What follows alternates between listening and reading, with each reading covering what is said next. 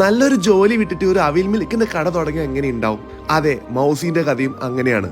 Perinthalmanna block പഞ്ചായത്തിൽ assistant engineer ആയിരുന്ന ഒരു എംടെക്കാരൻ തന്റെ ജോലി രാജിവെച്ചിട്ടാണ് ഇതിലേക്ക് അങ്ങോട്ട് ഇറങ്ങിയത്. ഒരുപാട് വെറൈറ്റീസ് ഓഫ് അവിൽ മിൽക്ക് അതെല്ലാരും അങ്ങോട്ട് ഏറ്റെടുക്കുകയും ചെയ്തു. I actually don't know to clearly pronounce it also, but I just love just being with my friends.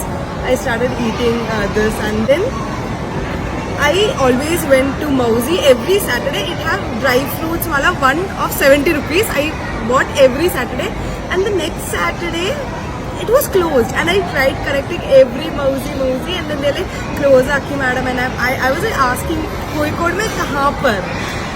അതെ, കോഴിക്കോട് ബീച്ചിലുണ്ടായിരുന്ന മൗസിന്റെ പുതിയൊരു ഔട്ട്ലെറ്റ് ഇതാ ഹൈലൈറ്റ് മോളിൽ സ്റ്റാർട്ട് ആക്കിയിട്ടുണ്ട്. പണ്ട് ജോലി രാജിവെച്ച് തുടങ്ങിയ ഈ ഒരു സംരംഭം ഇന്ത്യക്ക് പുറത്ത് ഖത്തർ, ദുബായ്, ഷാർജ, ഇപ്പൊ ജിദ്ദയിലും വരാൻ പോകുന്നു. ഇതാണ് കേട്ടോ പാഷന് പിന്നാലെ പോയാലുള്ള ഒരു വിജയ രഹസ്യം എന്ന് പറയുന്നത്. അസർ എന്ന ചെറുപ്പക്കാരൻ അവിൽ മിൽക്കിനെ ഒരു ബ്രാൻഡ് ആക്കി മാറ്റുകയാണ് ചെയ്തത്.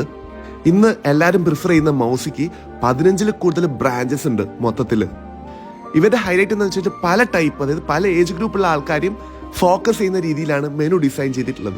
ഡയറ്റ് അവിൽ മിൽക്ക് വരെ, premium, supreme, flavoured, regular, little combo എന്ന് പറഞ്ഞിട്ട് കുറെ വേർഷൻസ് ഉണ്ട്. ഒരുപാട് സ്റ്റോർസ് ഇനിയും വരുന്നുണ്ട്. വേറെ വീഡിയോ കാണാം. ബൈ.